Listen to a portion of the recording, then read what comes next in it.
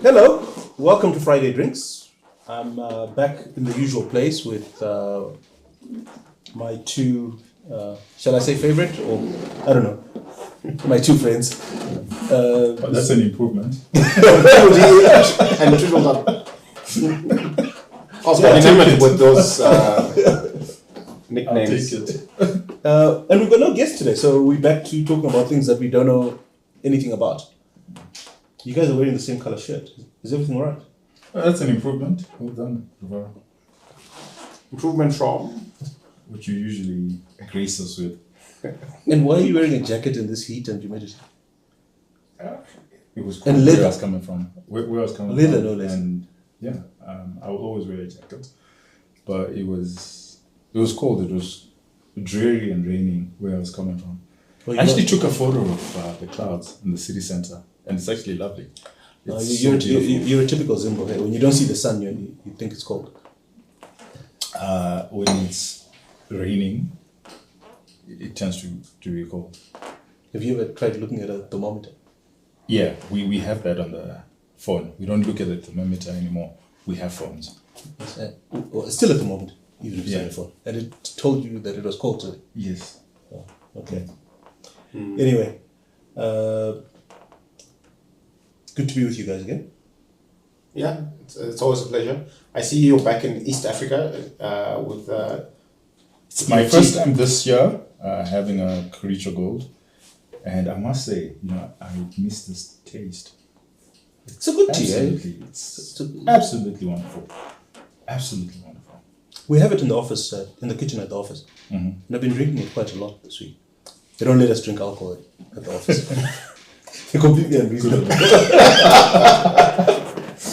Yeah, no, I've enjoyed it. It is. It's quite magical. On our side of the table, the more interesting side of the table. I've pulled out, I've been cleaning up. So I pulled up a bottle of wine that I bought in 2009 on a visit to the Western Cape. I was with my old friend Paul Soko on a business trip. And we visited the Meerlust winery. And I bought half a case of the 2004, which means the grapes in this bottle are 20 years old today. Yes, 2004 is 19 years ago, but the wine came out in 2004, which means the grapes were harvested in Why are you looking at me? No, just educating you. Okay. Now, You had this look of skepticism on your face. now I've had a... Oh, you broke the cork? I broke the cork. I've had a chat with Lebby. Oh, but it smells awesome. I'll give you a preview. I had a chat with Lebby about this. And Lebby reckons the Meerlust Rubicon keeps well. All right. Provided it's been stored well. Now, I can't... And what does that mean? Storing it? You've heard the saying about getting better with age, like wine. It doesn't always apply. Some wines Yes, don't. to humans and to. So, I'm just being gentle here. So, Lebby thinks we might have a good thing on our hands, although I can't swear that Corked it. I've taken good care of it. It's moved home a few times with me over the past 2009 to today, 14 years. And has been kept in less than ideal conditions. Yes, I suspect you lost it more than saved it. But so far as Rediscovered. the nose, we'll just put a little bit there. But audience members will be glad to know that Rufaro brought a backup of whiskey in case this doesn't work.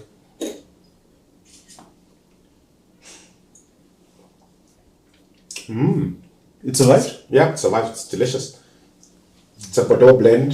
Yes, it is. It's one of the better ones. And I suspect 2004 bottle is very difficult to come by now.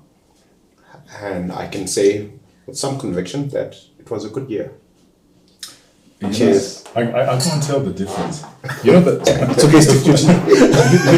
You know what it reminds me of? You know what the smell reminds me of? Rotten grapes. How do you even know what rotten grapes smell like? You know when you have overripe grapes at home? Yes. That's what it smells like. Yes, because they're starting to ferment. Yeah. Yeah. It all smells like that. No, I'm really happy. This has just made my week. It's been worth keeping. Yes, I completely agree. Oh, It's not going to last long, this bottle. I think we're going to have a good show. It's a little bit warm though, Yeah, but I dare not try try and do anything to cool it. That color. Okay, Ranga's going to get upset with us, but we could make the next hour about this, couldn't we? Yes, we could. Easily. But Tinashe would protest. No, He'd be not bored. at all. Not at all.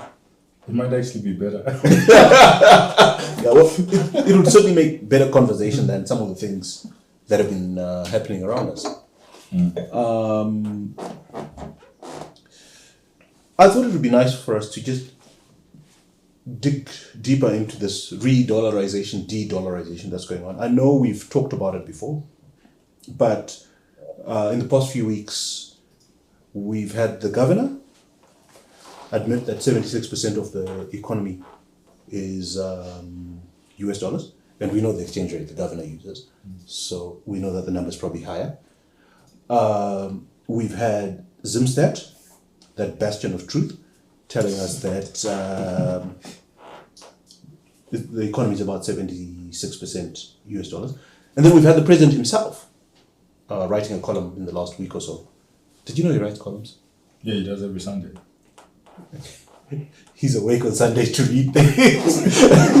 The rest of us who don't usually read things on Sunday morning found out that the president writes a column, and he's also pointed to the same figure.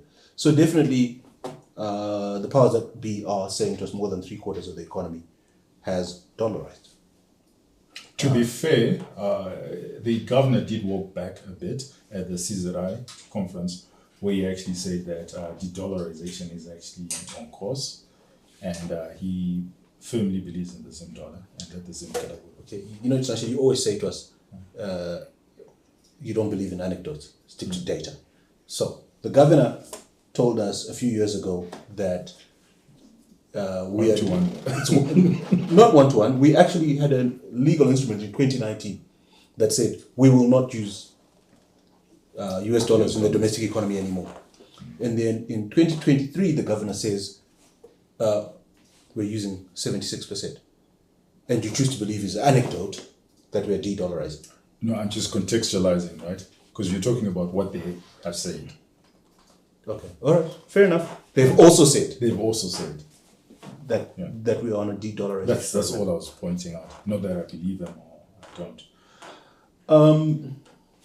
So I mean, I think there's a couple of issues here that we've got to dig into, and one of the things that's particularly worrying me, having worked in the banking sector before, is there is no regulatory framework for this dollarization, as far as I can tell, which means we may very well be creating US dollars. There's some regulation. Oh, please educate us. If you remember 2020, when they put an SI to formalize the use of US dollars as an emergency, or it wasn't, I think it was an emergency measure during COVID that you can actually trade in US dollars. So there is some sort of instrument. Fair enough. But And beyond actually, But look, that's beyond that. What else? That's academic. I mean, what you were going somewhere with this? I'm saying, no, but his point is valid. yeah, it is. Fair enough. Yes, there is that. But beyond that, there isn't much more. So banks are lending in this currency, but they're applying the same capital adequacy ratios to US dollar lending as they do to Zim dollar lending. We don't know what Not magic. necessarily. They're different. Are they? Yeah, the central bank has come out. Oh, the last yes, Yeah. fair enough. We don't know what magic is happening on reserve money that I now finally understand what it is. It's a number the governor is fond of, but basically, the portion of our US dollars that is sitting in the reserve bank, we don't know. Is it sitting in the reserve bank? Is it being lent to the government? Is it being lent to? Yeah, so that's private where sector I thought players. I thought that's where you were heading with this. And what does this all mean in the end? And I think the biggest bank in the country in US dollar terms by far is the National Mattress Bank. I think that to the extent that you have the formal regulated financial services sector and it's transacting in US dollars, I think it's mostly transactional. I don't think that the average Zimbabwean, to the extent that they have savings, are comfortable keeping them in a bank. They'd rather keep them under their mattress. So I think that's the huge difference between the kind of dollarization that we're seeing today compared to what we had in 2009 and 10, where people, for the most part, were quite comfortable keeping their dollars in a bank. I think the world has changed. I think there's still, everybody remembers the loss of value that happened in, call it 2016, 2017, when we went away from one-to-one gauge. And I think, so there's the skepticism that even if you're depositing a US dollar note in a bank, promises that it will always be available on demand, there's a wee bit of skepticism. And I think most of the money, most of the US dollar economy, it doesn't actually bank that much with the formal banking sector. No, but remember they transact and they're buying from formal businesses. Yes. That are required to bank this money. And those same formal businesses trust and believe that that money, once they've banked it, is available to withdraw or to make payments as and when they need it. So maybe let's break down the numbers. From what Rufaro is saying, the National Mattress Bank, we estimate that it has about 2 billion real hardcore cash in that economy. And to his argument, a lot of that actually trades in the informal sector. So yes, some of it does find its way in the formal sector. So it trades, the 2 billion is trading in the informal sector, but yes, some of it finds its way in the formal sector. But usually when it finds its way in the formal sector, it's eventually shipped out to bring in fuel or whatever imports that we're importing. In the formal sector, from RBZ on numbers, total deposits is 2 billion. Of that 2 billion, about 1 billion is actual hardcore cash. So the banks have created another 1 billion, but I think you looked at adequacy ratios and loan to deposit. It's still, at this point, it's still fair.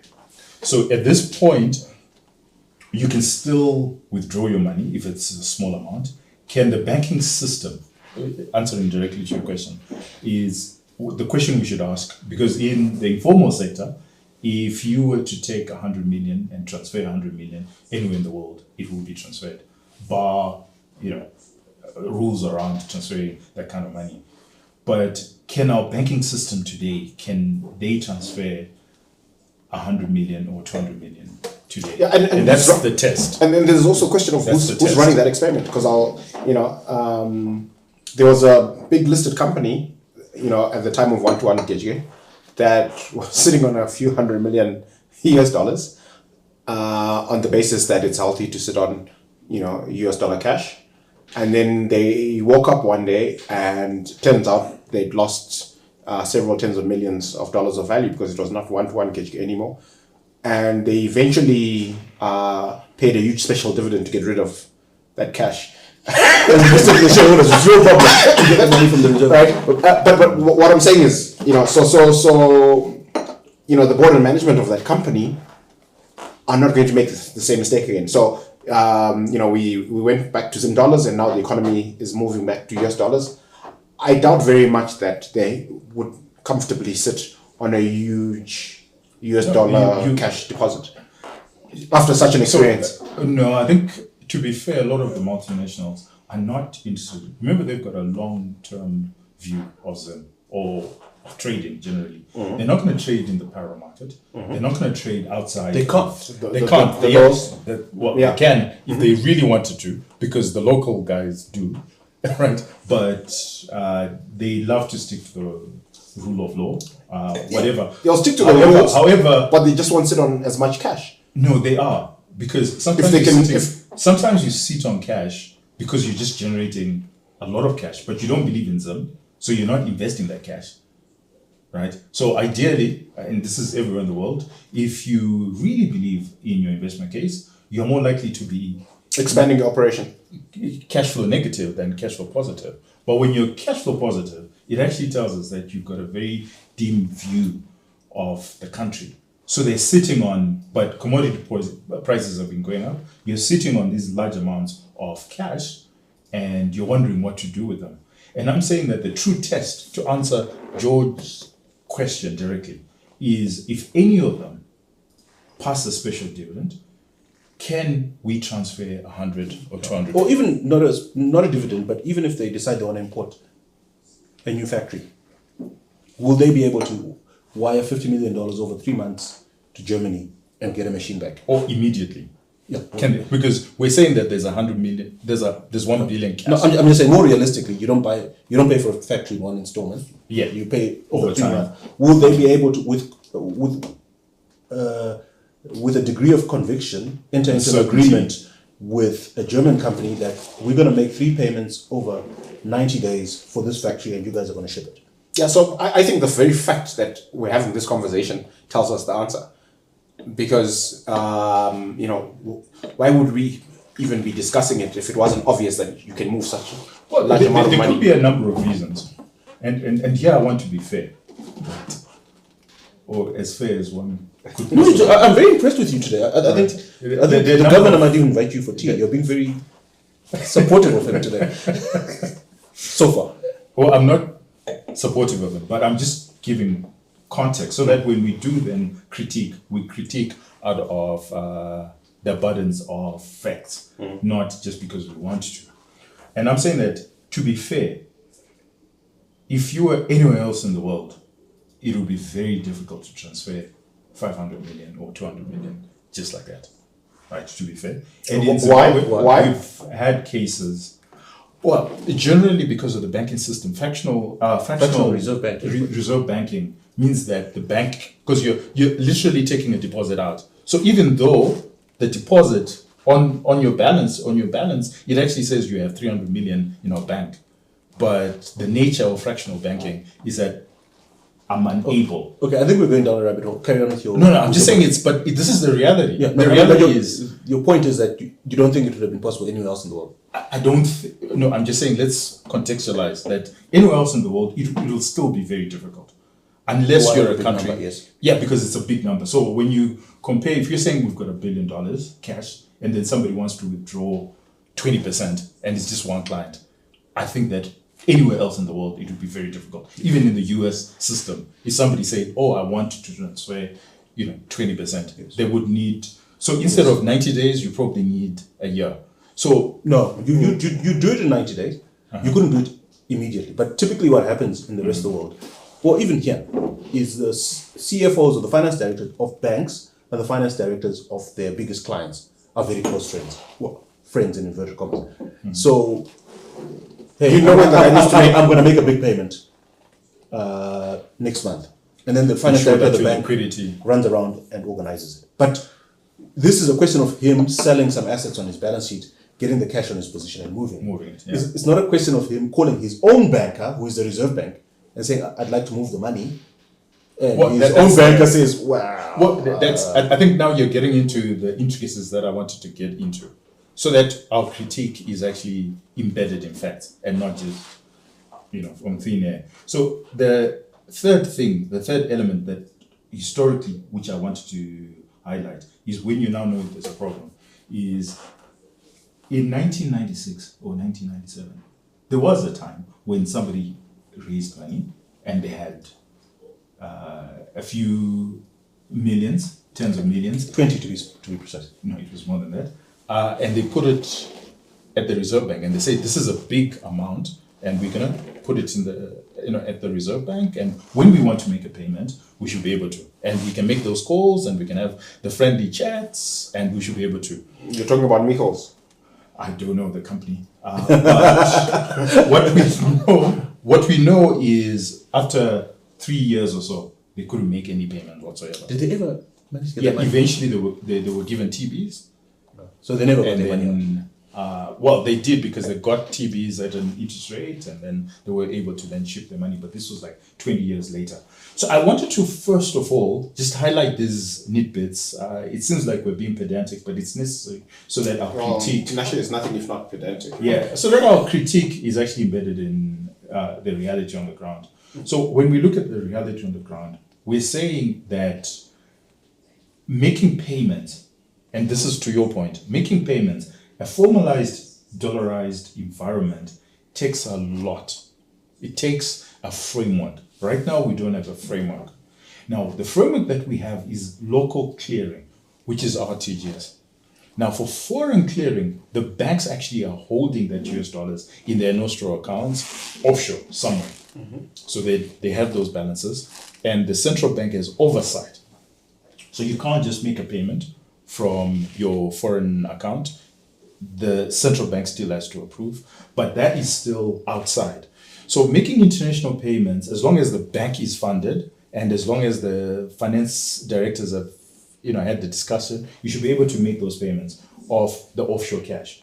The worry is there's about 500 million cash that we are told there's 500 million cash locally, where there's clearing that's happening, and that's happening through the central bank.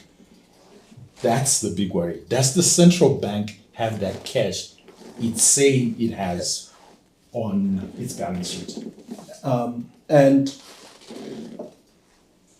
one of the things that worries me about that, and it's a little issue, and I know you don't like anecdotes, but the government has made payroll on time, consistently in US dollars. It must be the only business, the only entity in this country that has consistently made US dollar payroll on time. I find that somewhat suspicious.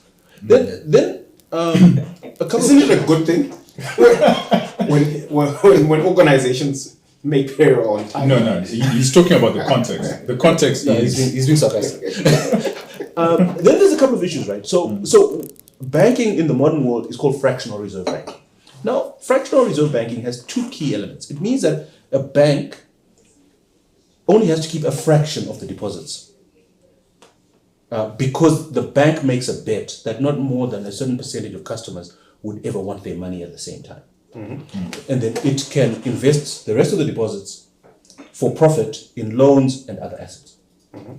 This system works based on two principles. One is called capital adequacy, which is that for every dollar that a bank puts at risk, it must have a certain number of cents of its own money. Cents in the dollar.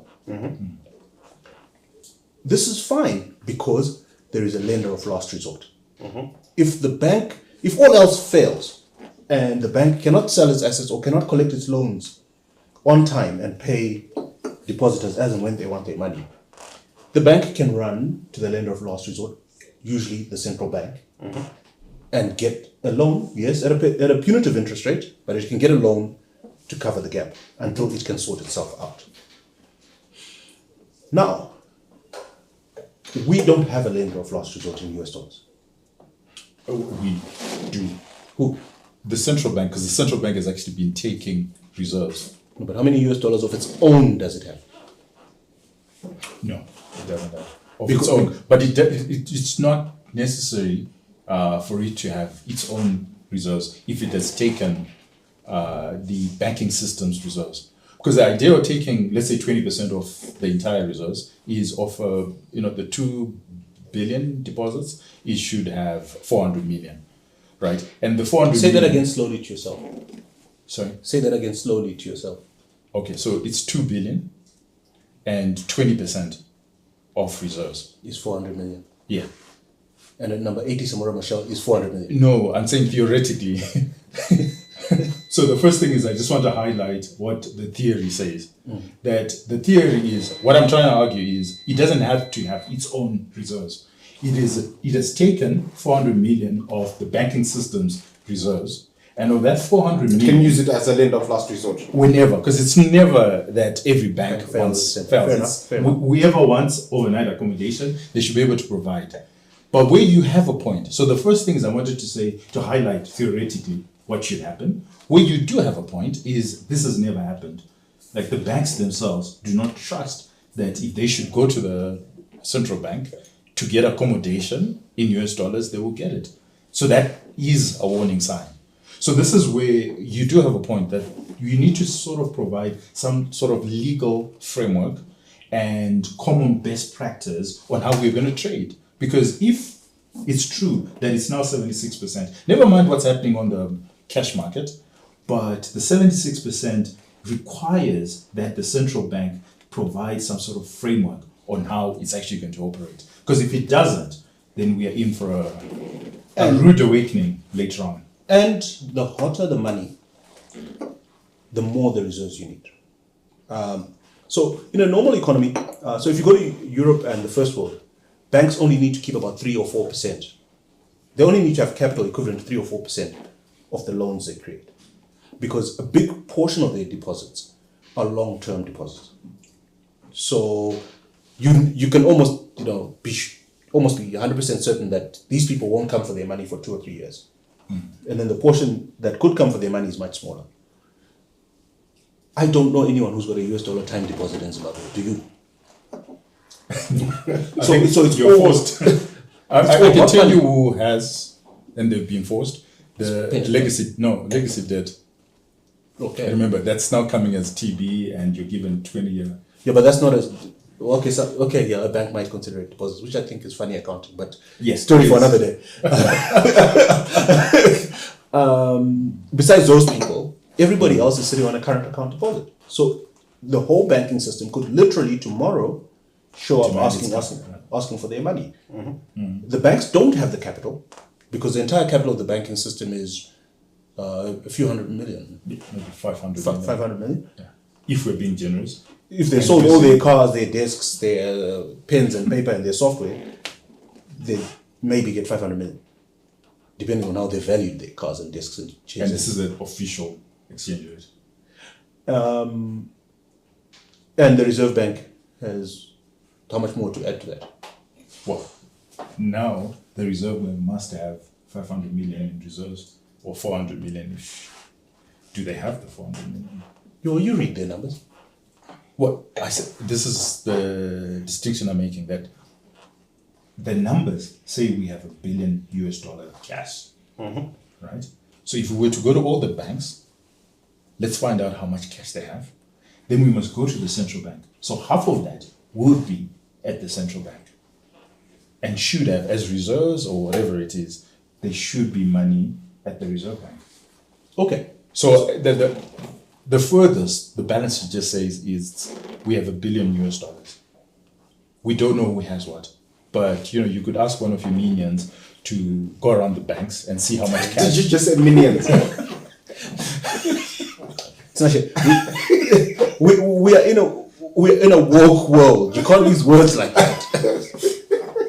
I'm not woke. I'm sure you know this.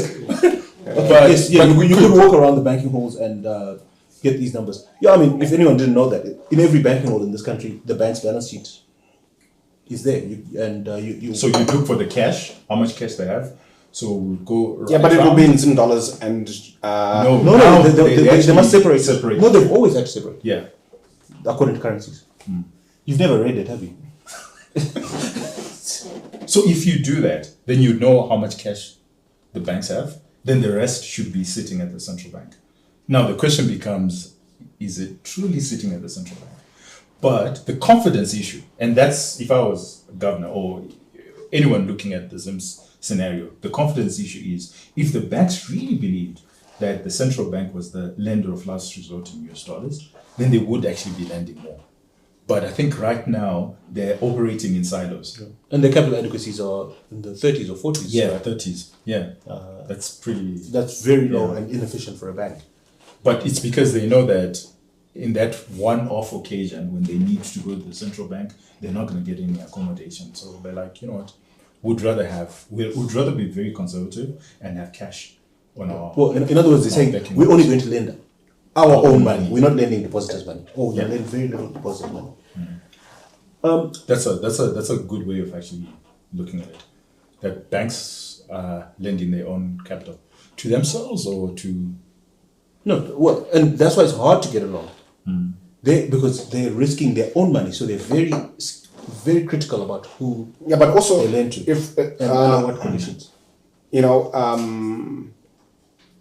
Who's actually borrowing US dollars to expand operations here? Oh, No, but working if you- capital. Working In fact, capital and now expenses. 66% of the banking, 64% of the banking loans are in US dollars. And the agriculture sector, and I'm not talking about the local agriculture sector, not maize and that. Tobacco. The export agriculture sector is drawing down huge on loans. Quite a few manufacturing entities have drawn down to recapitalize their factories and make themselves competitive regionally.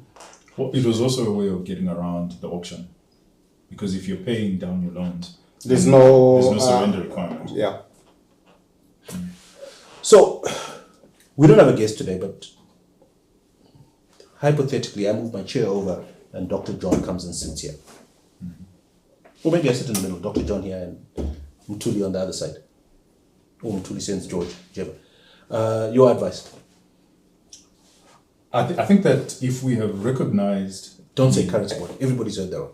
No, it's not currency board. It's presently what's required tomorrow is a legal framework and terms of trade.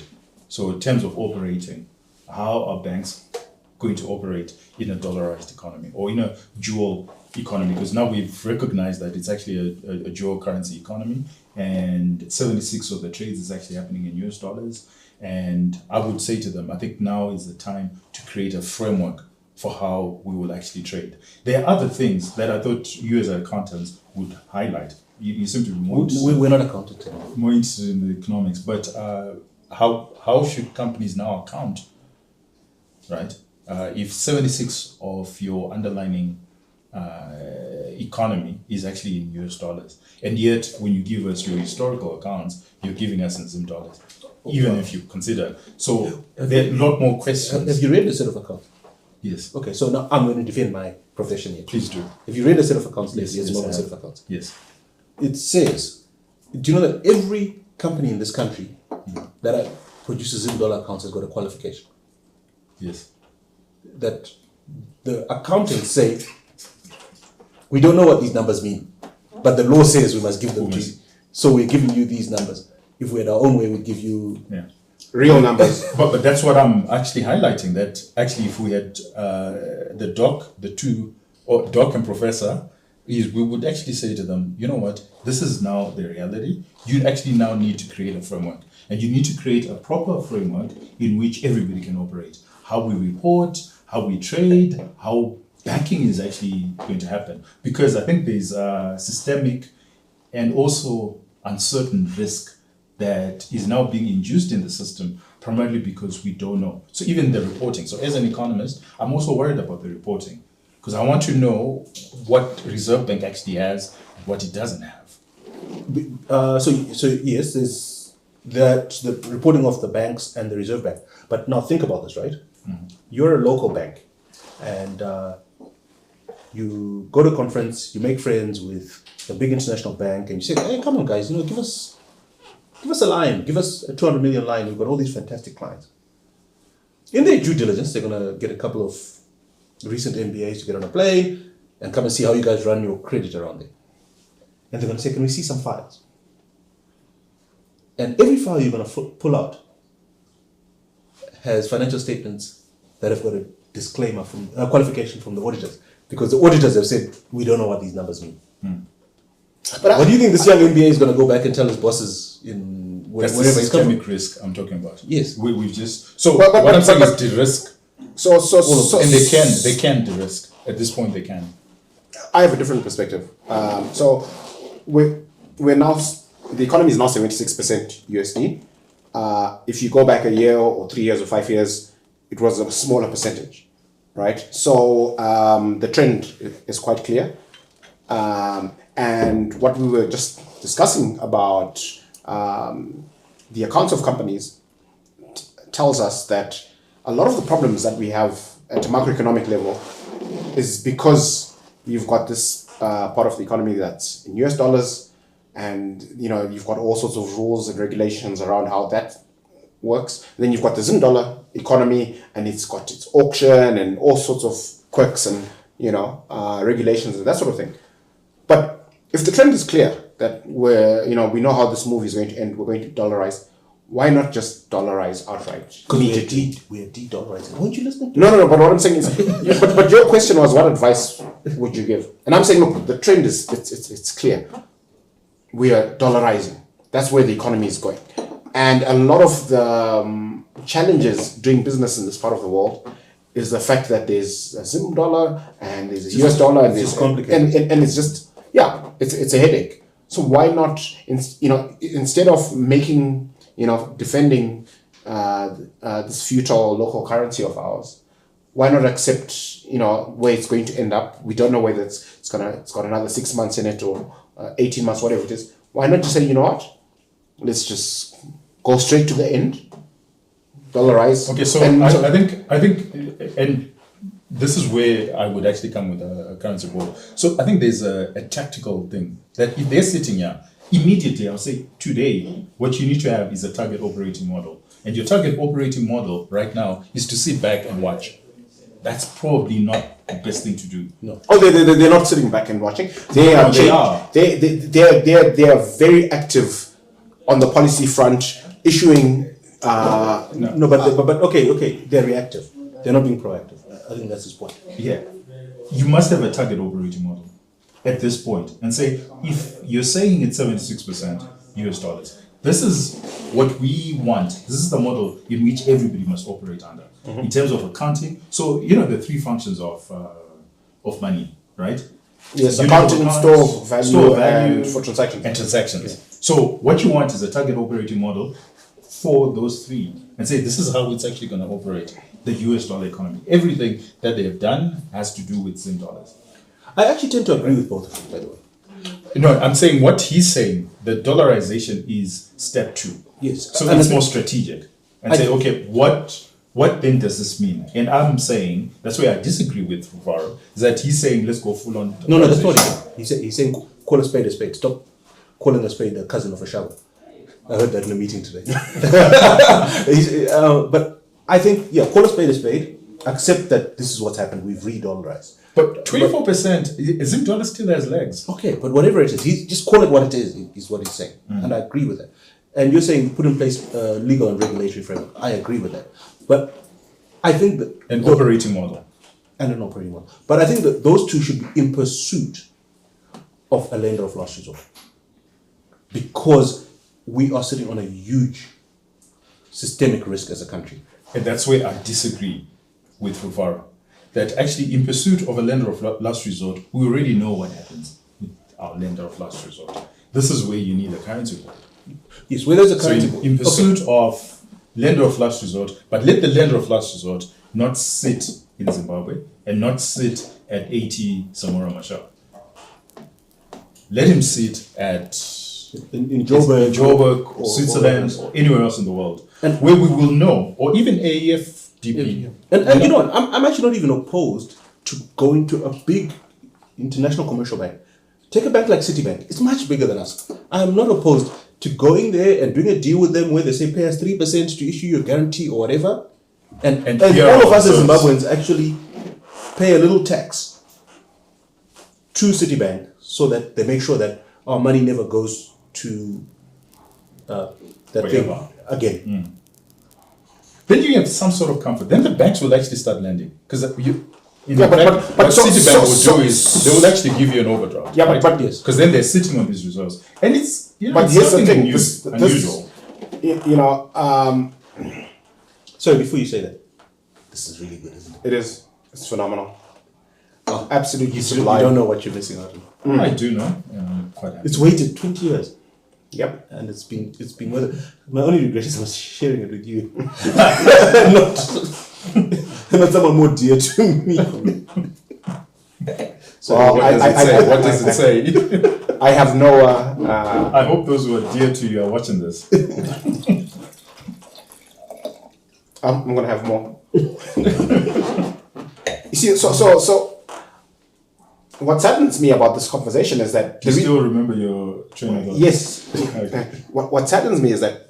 So, the reason why we're having this particular conversation is that only 24% of the economy is in dollar. The trend of where it's going is very clear.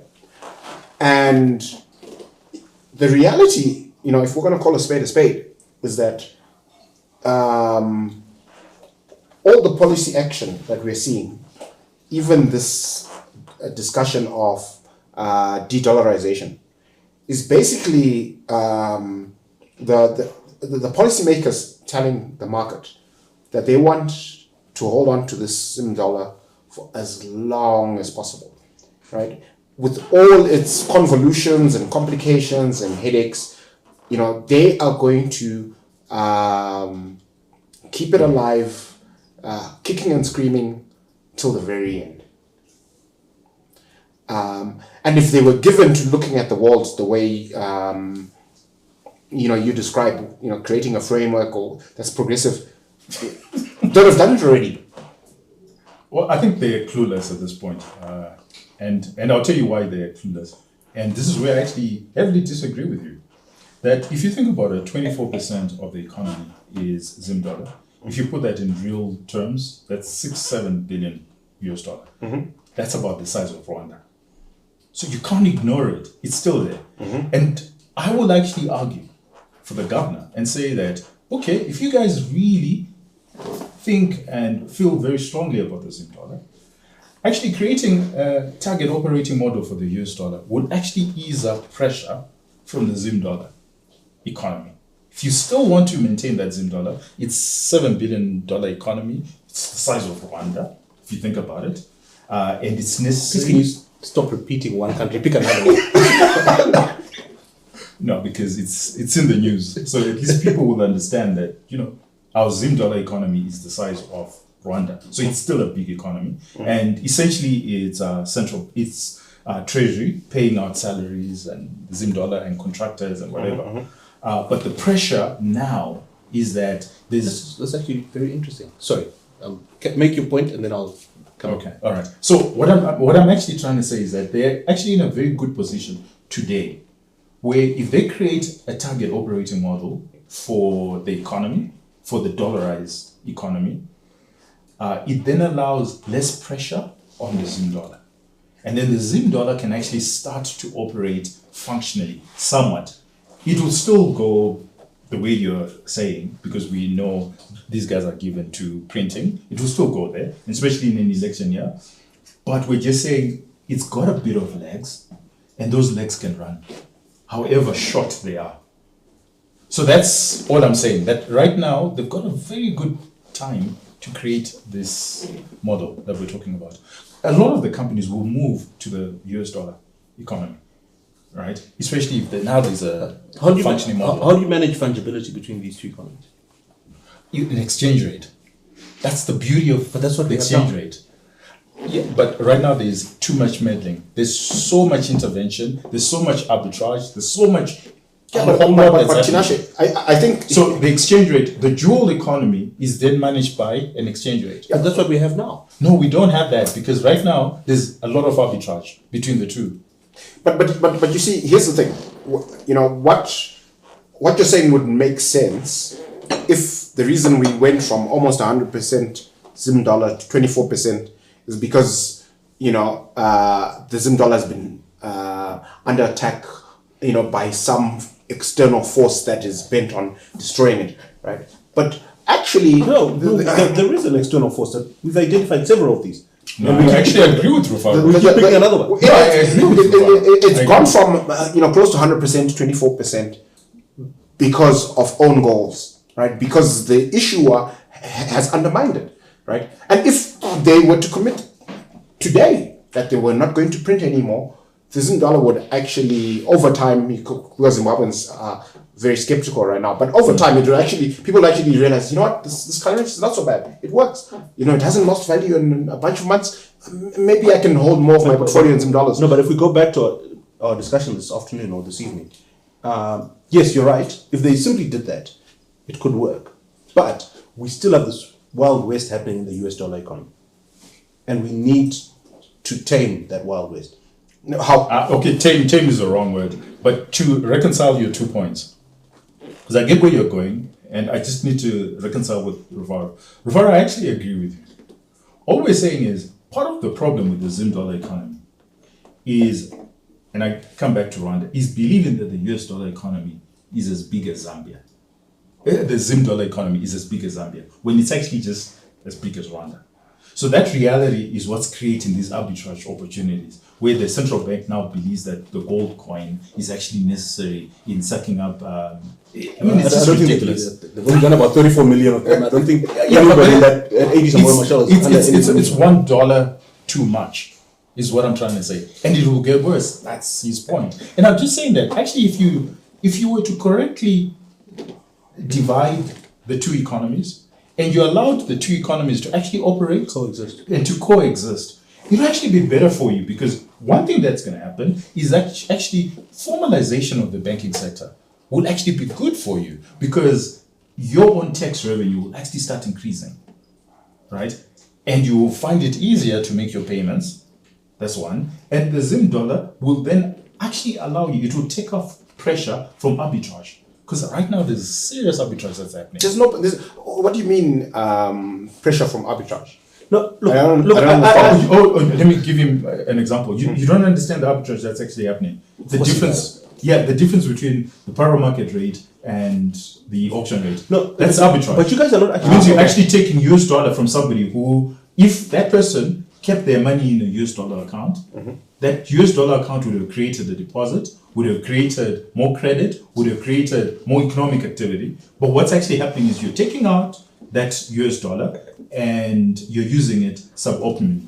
No, okay. I mean, you guys are saying the same thing, right? And you like talking about casino economics. If this was a casino, right, you want everybody to believe they can come in with real money and get chips. And the chips are good inside the casino. So if one chip buys a glass of wine at 9 o'clock when you arrive in the casino, it should buy a glass of wine at 3 in the morning. 6 months later. Or 6 months later. Yep. But if you can't just be issuing out new chips. Yes, and the bar lady keeps changing the price because there are more chips. Yeah. And meanwhile, the real money I left in the safe at the cashier, I don't really know what's going on with it. And there's a real chance that I'll come back when I want to leave the casino. And I can't exchange. Or the exchange rate is now arbitrary. I have no idea what's going to happen. Yeah. So if you want to run a successful casino, tell people give them confidence that when they bring their real money into the casino, they get so many chips, and those chips are good.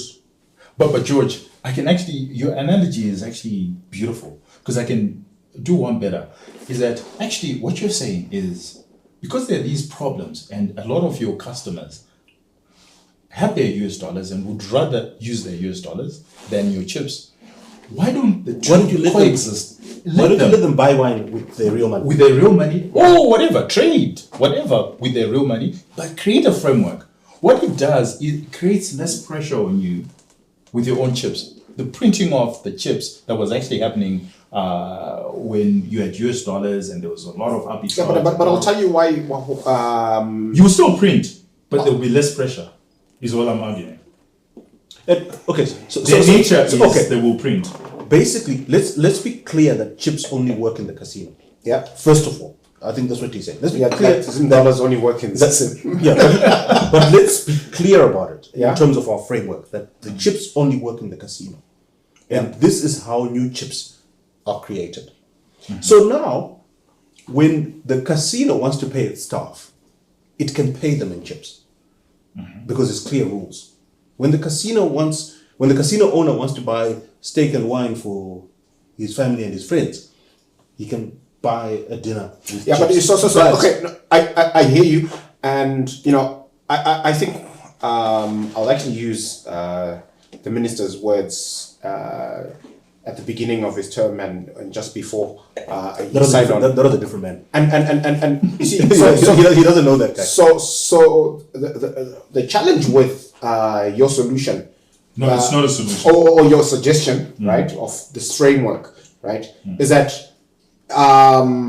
there's been so much chopping and changing and skullduggery with the Zim dollar framework that it's never going to engender any faith and confidence. The only way, if you actually want to have a Zim dollar framework that works, Okay, I see where we're different. What I would do, I think I recognize now. what I would do is what the minister said at the beginning, when it was 100% US dollars. Say, look, guys, we're going to operate within this US dollar framework. And then when the economy is at a place where we've got reserves and we've got all these other important things on the checklist, we can then have a conversation with the market about a local currency that will work because it's built on a foundation of stone, not sand. Okay, so Rufaro, that's not what we're actually saying. We're actually saying that our big worry is the casino has now opened up the US dollar, but there's no framework in how the US dollar must work. So what's going to happen is the US dollar will eventually become like the chips, eventually, if there's no framework. Because the bar lady No, is taking US dollars and putting chips in the till. I get it. So Exactly. but And we don't know. She also doesn't know how to operate. No. She's not quite clear. And when you win, it's not quite clear. Are you winning US dollars or you're winning chips? But you see, I think this is one of the fundamental differences between the dollarization that we are witnessing today and what we saw between 2009 and 2013. It's that to the extent that people are transacting in US dollars in the formal financial services sector, it's only transactional. Nobody has exposure that's meaningful to them in the formal banking sector. It's $2 billion US dollars. Right? I think the Sorry, no. I don't know. Sorry, I don't know where you're getting that from. Yeah. Have you read the pension fund's financials? Yeah, the pension funds are. You and me. No. Look, so here's the thing, right? Everybody who. Actually, I like that you mentioned the pension funds. I'm saying that. And you're kind of making my point for me that. They are regulated entities that have no option but to do 100% plus of their business through the formal banking sector, right? But I believe the US dollar economy, for the most part, is informal, and it's not keeping its money. No.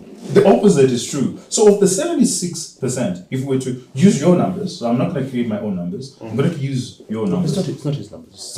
No, he believes in those numbers, right? So we have a basis in which to make an argument. Can we separate the two? What's informal and what's formal? And if you're saying 2 billion is in the informal sector, I'm saying there's also 2 billion in the formal sector. Right? So there's actually a lot more trade that's actually happening in the formal. If you look at our imports, I think the formal sector imported, I think, close to 4 or 5 billion went through the banking sector. Right? I don't think that much is going through the informal sector. How much are we transferring in the informal sector to outside trade, for outside trade? We don't know. Compared to the so we're actually saying there's a big component of our economy that's actually formal dollarized. And what we're saying is the problem is if this thing goes on without a target operating model, what's going to happen is going to move away from formal to informal, where it's purely cash. I mean, look, I know you don't like anecdotes, but if you speak to most people that work for exporting companies or companies that earn US dollars, their biggest gripe with their employer is, but my employer collects US dollars and he pays me RTGS. But remember, until a couple of weeks ago, the employer was only getting 60% value in US dollars, which he needed to immediately send back to buy raw materials. And so his entire workforce was earning largely Zim dollars. And even if you up it to the 85-15 that we're talking about now, those people maybe have moved now to 50-50 Zim dollar US Okay, dollar. fair enough, yeah. The Zim dollar is a real thing. Yeah. And what we are saying is, while we're in the casino, you can use your US dollars or you can use the chips. You can decide. And if you're an exporter and part of it, 25% is Zim dollars, you're going to use the Zim dollars. But when you move out of the casino, you can still use your US dollars. And we're just working with the reality. And there's a guaranteed framework of how to change between the two. Exactly. Okay. And you're not changing outside of the casino. There's no guy who's sitting outside the casino. So, saying, okay, if you have a US dollar, I'll give you a better deal. So, okay. Basically, reading between the lines, what you guys are saying is that on our current, Between the lines, it's very It's clear. not- very clear. on current trajectory, this version of dollarization is going to end in tears. Yes. Yeah, we know that. We've been down this road. What we're more worried about is not the Zim dollar. You're still worried about I'm talking about the US dollars. We're worried about the US dollar. That too is going to end in tears. It's going to end in tears if there's no framework. Right now, there's no framework. It's going to end in tears. And it's already ending in tears. Well, the tears have started because, Kanyemba, if you look at Kanyemba and you look at Mbudzi interchange, that's a cause for worry for anyone who has US dollars in the system because now the government is borrowing in US dollars. Domestic US dollars. So the government is going to domestic savers and saying, give us 360 million. Okay, it's not really 360 if you read the Gazette. It's 42. But anyway, story for another day. Yeah. Saying, give us this money, we'll pay you back after 5 years. Does the government export anything? Who's going to The get taxes exporters. Does the government have a toll gate in Mbudzi? What's interesting is I think the Plumtree Road, it was supposed to be 10 years, right? You know what happened after the 10 years? It was supposed to be... We haven't finished paying for it. We haven't finished. And you know why? Because currency changed along the way. Yeah, it used to be. Yeah. It used to be they used to actually collect real money and they could within 10 years, but what happened? And the Plumtree Road, the lender is running the toll gates. He runs the toll And then gates suddenly he himself. was forced to accept, Zim dollar chips. So now every time somebody swipes, he's got enough money to pay for the receipt. So that's all we're saying. What we're saying is actually that the Zim dollar does have a bit of lags. It's an economy. But okay, I mean, Raga is jumping up and down. This Kanyemba... Should have a story. This. Yeah, he should have. This Kanyemba and Mbudzi stories. I mean, so the government has gone and borrowed 360 million for Kanyemba. How much was it for Mbudzi? 88 million. So nominally, 448 48, yeah. million dollars from the domestic market. But okay, maybe I'm being facetious. I've read the thing. It's 42 and what did you say the other one was? 88. 88. So 130 million from the domestic market. And they're going to pay over five years. Yeah. And for Mbudzi, we're paying 5%, I think. Yeah. If it's the best of my reading. Plus fees and whatever. Yeah. I think it's about 9%.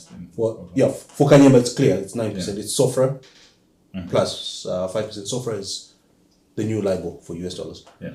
Plus 5%. So it's 9.5% for Kanyemba. Is this a good deal? Bad deal. Because it's just, they're creating money, they're creating US dollars. And we all know that in 5 years, they won't be able to pay. So what's going to happen? No, for Kanyemba, they're paying every year.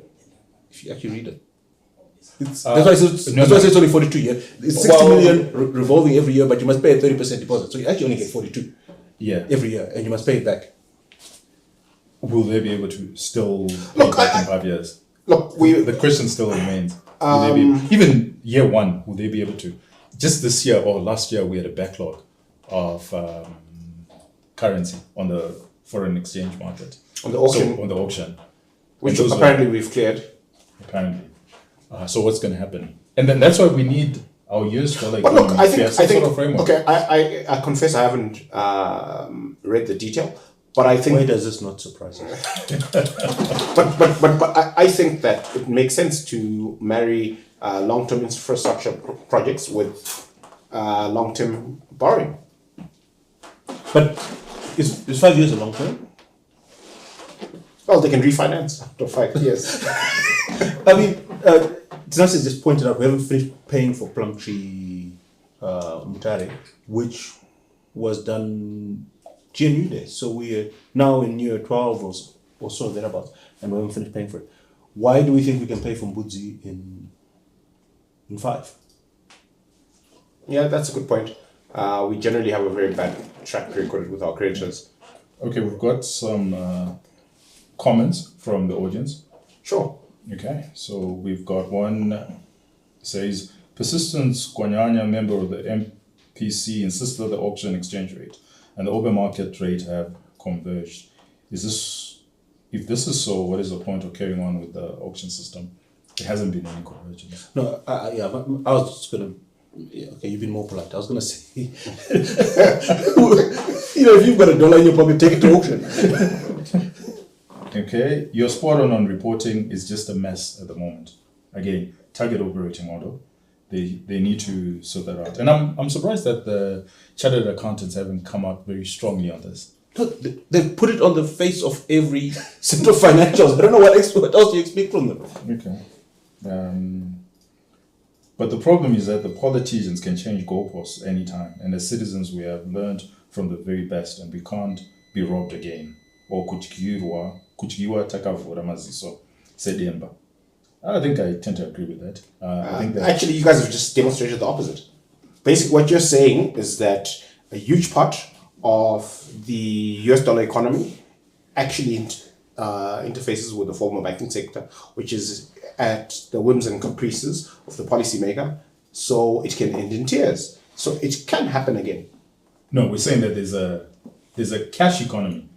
That's Which is running much, fast. much smaller. No, he's right. Sorry, he's right. He's actually come around to our conclusion that it can happen again. No, it can. But I'm saying there are people who are wiser. There are people who are forced to be in the formal market. Yes. And what would be very interesting is, in their personal capacities, the managers in their personal capacities, do they keep money in the bank account, in their bank account? The managers of these multinational businesses. It will be very interesting. No, I would even go further and muse about the civil servants that pen these instruments. I'd be very curious. Do they keep their money when they get their pile withdraw. of when they get their pile of Zim dollars at the end of the month? Do they go to their bank and ask for an interest rate and place it on fixed deposit, or do they get rid of it as quickly as they can? As you say, there's a queue for deposits and there's a queue for withdrawals. So everybody's just withdrawing their money, and that's part of the problem. Is we haven't formalized our dollarization.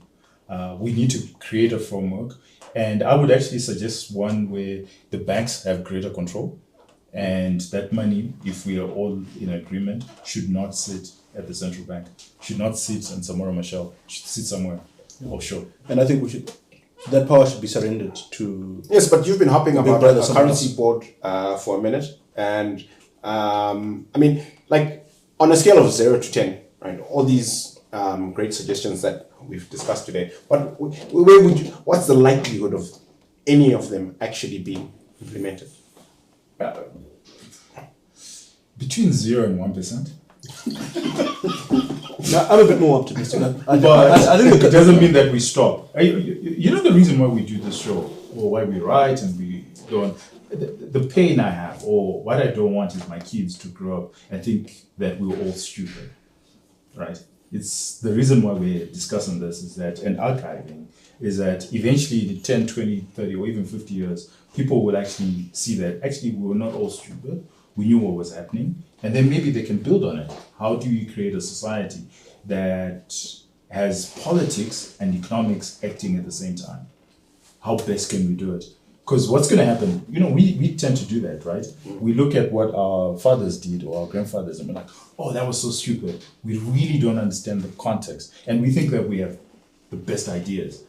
No, there are some other events, or there's something else that supersedes the good ideas. So that's the reason why I do the show, is for posterity, that people shouldn't think that we're all dumb. we thought you just liked hanging out with us. Wow. And watching us get happy.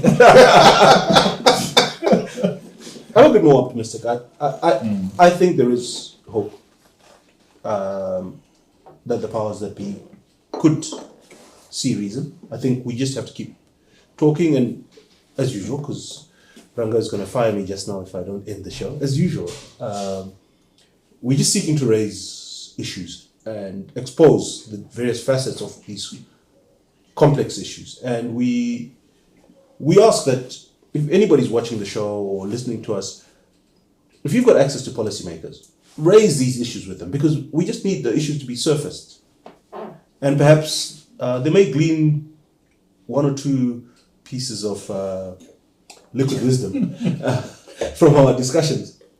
And we hope that we can together make a better Zimbabwe. Have a lovely weekend. Stay safe. Be good. If you can't be good, join us.